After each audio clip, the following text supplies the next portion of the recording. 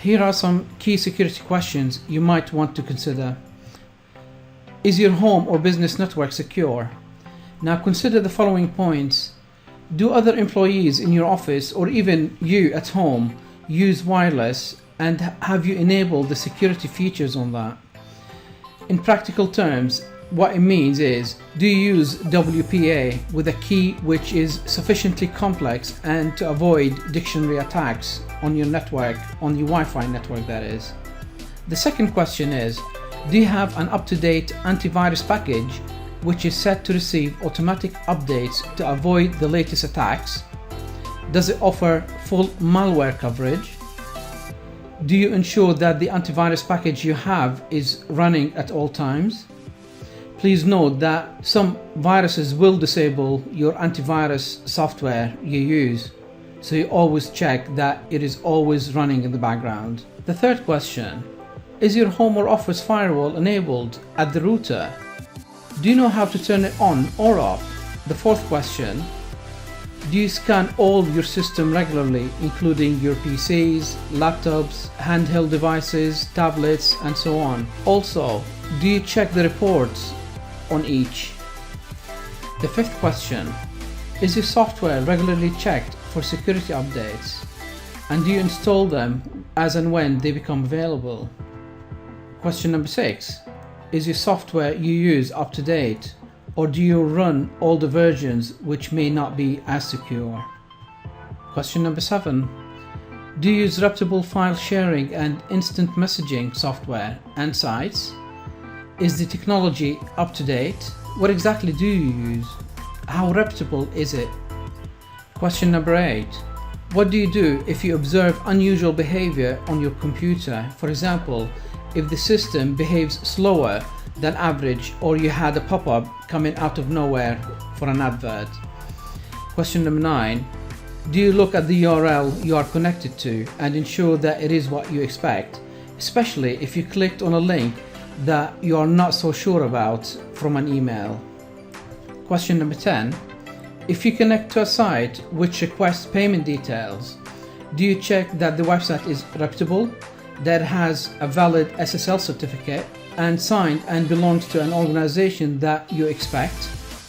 Does the site look suspicious? And have you done any research prior to attempting to buy from that particular site? Question number 11. Do you understand the implications of opening an attachments or files from unexpected or suspicious emails? What would you do if a member of your family did open one by accident? Question number 12.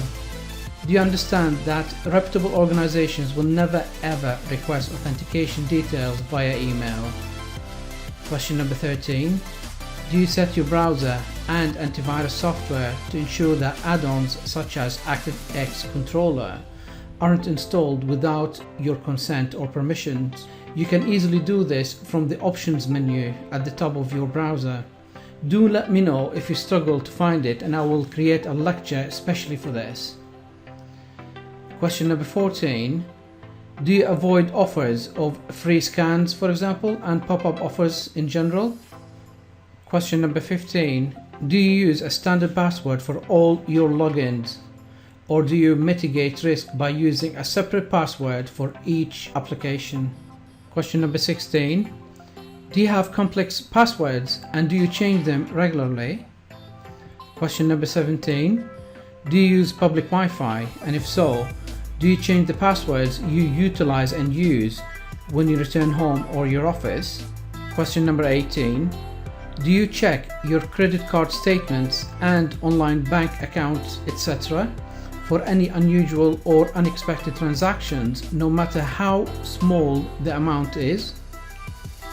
Question number 19.